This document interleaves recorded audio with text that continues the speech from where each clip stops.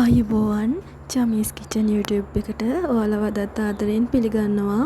මුලින්ම අපේ රටේ වෙච්ච මේ මහා ලොකු විනාශයට ගොඩාක් ජීවිත නැති වුණා. ගොඩාක් අයගේ දේපල නැති වුණා. ඉතින් අවසන් ගෞරවයවත් නැතුව අපෙන් අයින් වෙලා ගිය අපේම සහෝදර ජනතාවට ඒ වගේම සත්තු සුරසල් සත්තු මේ හැමෝටම නිවන් සුව මම ප්‍රාර්ථනා කරනවා. ඉතින් මං මේ වෙච්ච විනාශයෙන් පස්සේ දාන පළවෙනි වීඩියෝ එක තමයි මේ ඉතර කාලයක් කරේ නැහැ වීඩියෝ. ඉතින් අද අපි අල තෙල් දාන හැටි තමයි මං අරන් ආවේ. මුලින්ම මම මෙතන අල ගෙඩි 4-5ක් විතර අරන් තියෙනවා. අල ටික සුද්ධ කරලා ඕන ගානට කපාගෙන මේ විදිහට අල තැම්බෙන්න වතුර ටිකක් දාලා මම මේක තැම්බෙන්න තියෙනවා. ලුණු ටිකක් දාගත්තා. ඒ වගේම මේ වෙලාවේදී ඔයාලා කහ දානවා නම් කහ දා ගන්නත් පුළුවන්. දැන් අපි අල ටික තඹ ගමු.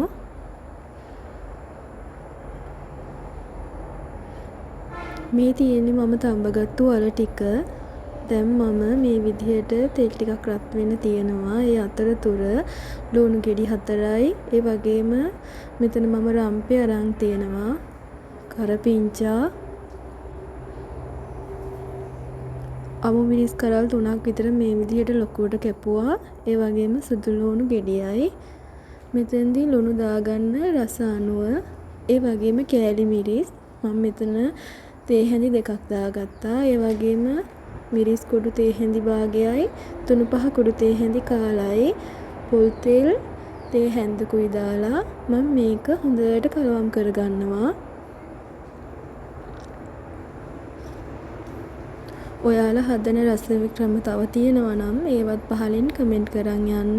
ඒ වගේම අද වීඩියෝ එක ගැන ඔයාලට හිතෙන දේත් අනිවාර්යයෙන්ම කමෙන්ට් කරගෙන යන්න.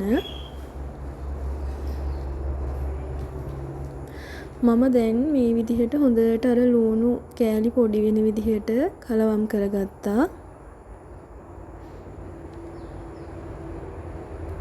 ඊට පස්සේ මේ විදිහට තෙල් ටික රත් වෙගෙන ඉද්දී මම අර ලුණු මිශ්‍රණය මේ විදිහට තාච්චියට දාගන්නවා. දාලා මේක හොඳට කලවම් කරගන්නවා.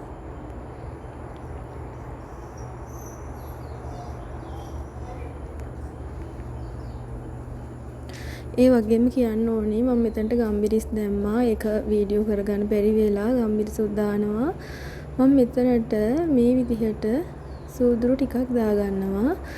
සූදුරු රසට අකමැති නම් දාන්න එපා. හැබැයි සූදුරු දැම්මහම අර තෙල් දාන එකේ හරි අමුතු රසක් එනවා. ඒකත් මේ විදිහට දාලා මම මේක හොඳට කලවම් කරගන්නවා.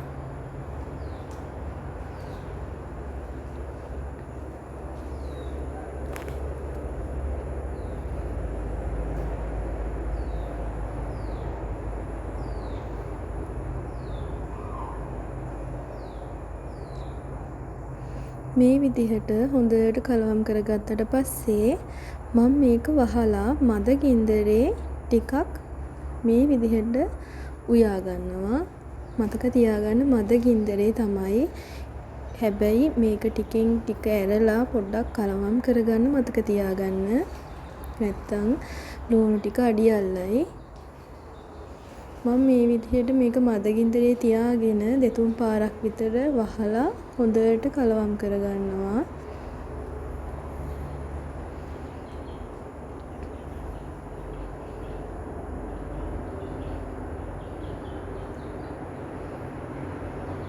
ආයි පාරක් මං වහලා මේක තව චුට්ට වෙලාවක් විනාඩියක් 2ක් විතර ආයි වහලා ආයිත් ඇරලා මේ විදිහට කලවම් කරන ගමන් 2-3 පාරක් විතර මේ විදිහටම ඔයාලා මේ වැඩේ කරන්න.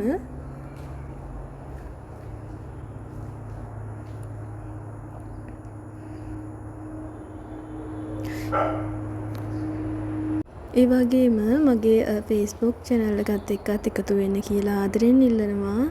පින් කරලා තියන්නම් කමෙන්ට් එකක් විදිහට. හරි ඔන්න දැන් මේ තියෙන්නේ මම 2-3 පාරක් විතර මේ විදිහට වහලා හොඳට තෙල් එකේ තෙම්පරාදු කරගත්ත අපේ ලුණු ටික. ඊට පස්සේ මම මේ විදිහට ලුණු ටික චුට්ටක් අයින් කරලා ඔයාලට පේනවා ඇති වැඩි පොල් තෙල් ටික එළියට එනවා. ඊට පස්සේ මම මේ විදිහට මම තඹගත්තු අල ටික කලවම් කරන්නේ නැතුව මෙහෙම දාලා ආයෙත් විනාඩියක් දෙකක් විතර මද ගින්නේ මේ විදිහට වහලා තියාගන්නවා.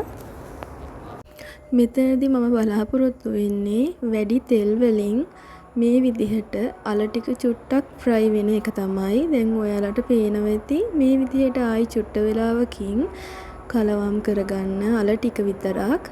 ඊට පස්සේ ආයි පාරක් වහලා ආයිත් විනාඩියක් විතර මද ගින්දරේ මේක තියාගන්න.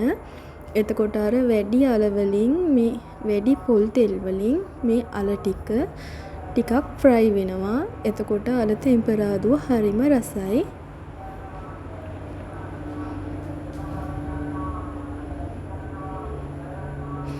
ඔන්න මම මේ දෙවනි පාරටත් තව චුට්ටක් විනාඩියක් දෙකක් විතර මද ගින්දරේ මේ විදිහට අල ටික තියලා තියාගන්නවා.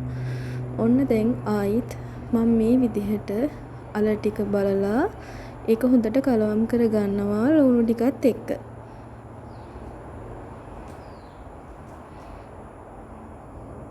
ඔයාලට දැන් පේනවද තෙල් වලින් මේ විදිහට අල ටිකක් ෆ්‍රයි වෙලා තියෙනවා. අන්න ඒ වෙලාවට මේ විදිහට ලුණු ටිකත් එක්ක අපේ අල ටික හොඳට කලවම් කරගන්න. අල ටික පොඩි කරගන්නේ නැතුව ඔයාලා මේ විදිහට අල තෙම්පරාදුව හදලා බලන්න හරිම රසයි. ඒ වගේම හදලා පහලින් කමෙන්ට් කරන්න අමතක කරන්නත් එපා. මගේ Facebook එකට ඔයාලගේ කමෙන්ට් එක ෆොටෝස් දාන්න අමතක කරන්නත් එපා. හරි ඔන්න දැන් මගේ අල තෙම්පරාදුව හදලා ඉවරයි. එහෙම තමයි තියෙන්නේ.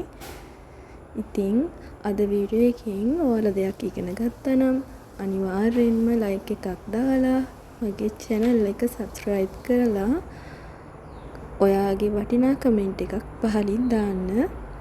එහෙනම් අදට මගේ වීඩියෝ එක බැලුව ඔයාලා ඔක්කොටම ගොඩාක් ස්තුතියි. අන්තිමටම කියන්න තියෙන්නේ මගේ රටේ ජනතාවට ඒ වගේම සුරතල් සත්තු වන සත්තු මේ හැමෝම ආරක්ෂා වේවා. ඒ වගේම පරිසරයට ද්‍රෝහිකම් කරන්න එපා. මොකද අපි මේ දුන්න දේවල් තමයි අපිට පරිසරය විසින්ම ලබා දෙන්නේ. අපි පරිසරයට කරපු අදහිංසා පරිසරේ ප්‍රශ්න අහනවා. මට එහෙමයි තේරෙන්නේ. අපි පරිසරයට ආදරය කරමු.